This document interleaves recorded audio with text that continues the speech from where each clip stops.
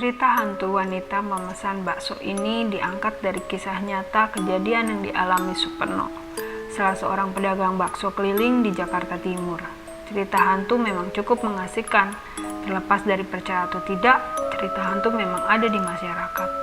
Peristiwa ini terjadi 5 tahun yang lalu, pas malam Jumat Kliwon saat Superno sedang berkeliling di sebuah perkampungan menjajakan bakso. Berikut ini adalah cerita hantu wanita memesan bakso. Malam itu 5 tahun yang lalu, tidak seperti biasanya jalanan di perkampungan tempat saya biasa menjajakan bakso terasa sepi. Sampai jam 9 malam baru 10 mangkok bakso yang saya jual. Sepi banget ya malam ini, kata saya dalam hati sambil berjalan mendorong gerobak bakso dan memukul-mukul kentongan untuk memberikan tanda bahwa tukang bakso sedang jualan bakso. Tepat di sebuah pertigaan jalan, saya sempat bimbang mau belok ke kiri apa ke kanan. Dua-duanya terlihat sepi. Akhirnya saya putuskan ambil jalan kanan. Baru melewati 2 rumah, ada seorang wanita bergaun putih keluar dari pagar rumah memanggil saya. "Bang, baksonya 1 ya?" "Iya Bu," jawab saya, dan saya lihat wanita itu kembali masuk pagar. Saya pun langsung menyiapkan 1 porsi bakso yang dipesan. Setelah usai saya menyiapkan 1 mangkok bakso pesanan wanita itu, saya pun mengantarnya ke rumah tempat wanita itu. Sampai di depan pagar, saya sempat heran, kok pintu pagarnya ditutup ya? Diselot lagi. Padahal ibu tadi perasaan tidak membuka dan tidak menutup pagar, kata saya dalam hati. Saya menepis keheranan saya itu. Saya buka pagar walau diselot tapi tidak dikunci. Saya langsung masuk menuju pintu-pintunya tertutup. Sesampai di depan pintu, perlahan saya ketok. "Permisi, ini baksonya Bu," kata saya kepada wanita tadi yang saya yakini adalah penghuni rumah ini.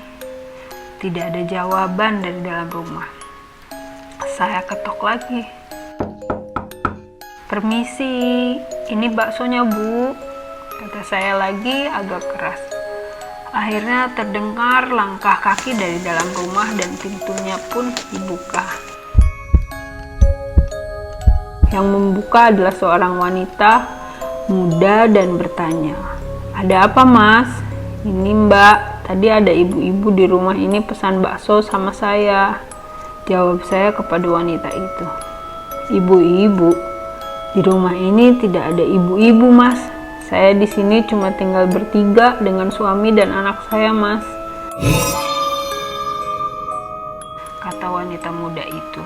"Ya, tadi sih masuk ke sini Mbak," kata saya. Tiba-tiba seorang lelaki muda yang tentunya suami wanita muda ini keluar dari dalam rumah dan bertanya, "Ada apa sih malam-malam kok ribut? Ini abang tukang bakso, ini mengantarkan bakso. Katanya ada ibu-ibu di rumah ini pesan bakso. Padahal kan di rumah ini cuma ada kita bertiga," jawab wanita muda itu. "Gitu aja kok ribut. Ya sudah, sini baksonya, biar saya yang makan. Tapi bikinin 1 lagi ya buat istri saya," kata lelaki muda itu. Saya pun bergegas menyerahkan semangkuk bakso kepadanya dan bergegas menyiapkan semangkuk bakso lagi.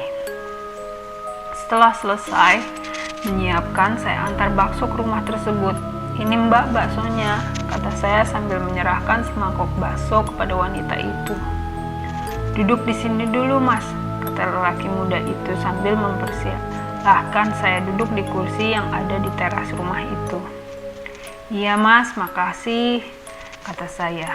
Dia makan di teras, sementara istrinya masuk membawa bakso. Tak lama kemudian istrinya menyerahkan mangkok yang sudah kosong kepada saya. Mungkin langsung dipindah ke mangkoknya sendiri. "Emang benar tadi ada ibu-ibu pesan bakso? Jangan-jangan kamu cuma mengarang aja biar baksomu laku," kata lelaki itu berkelakar sambil tersenyum kepada saya. "Untuk apa saya bohong Mas? Saya kan tiap hari jualan di sini. memang benar kok tadi ada ibu-ibu yang pesan, jawab saya. Ciri-cirinya gimana? Tanya lelaki muda itu. Ya, ibu-ibu, tidak terlalu tua sih, pakai baju panjang, warna putih, rambutnya agak panjang, jawab saya. Lalu dari mana asalnya dan kemana? Tanya lelaki muda itu lagi. Tadi keluar dari rumah ini dan masuk lagi ke rumah ini, Mas. Tapi yang saya heran, saya tidak mendengar dia membuka pintu pagar dan menutup pintu pagar. Padahal waktu saya masuk, pagarnya ditutup dan diselot. Waktu saya buka selotnya, bunyinya juga cukup keras, Mas, jawab saya. Ya, tidak salah. Kata orang-orang di sekitar sini, memang dia kadang-kadang muncul, tapi saya sampai hari ini belum pernah bertemu sama dia, kata lelaki muda ini. Maksudnya, Mas? Tanya saya lagi. Lelaki muda ini menjawab, kata orang-orang di sekitar sini, dia itu makhluk halus yang tinggal di rumah ini. Itu sih kata orang, kami sendiri yang tinggal di sini belum pernah bertemu. Langsung merinding bulu kuduk saya mendengar penjelasan lelaki muda itu. Ada rasa takut menjalar di tubuh saya. Dan rupanya ketakutan saya terlihat oleh lelaki muda itu. Ya, nggak usah takut, Mas, biasa aja. Ini uangnya, kata lelaki itu sambil menyodorkan uang 10.000 rupiah kepada saya. Baik, Mas, makasih ya, Mas, kata saya sambil bergegas meninggalkan rumah itu. Setelah selesai,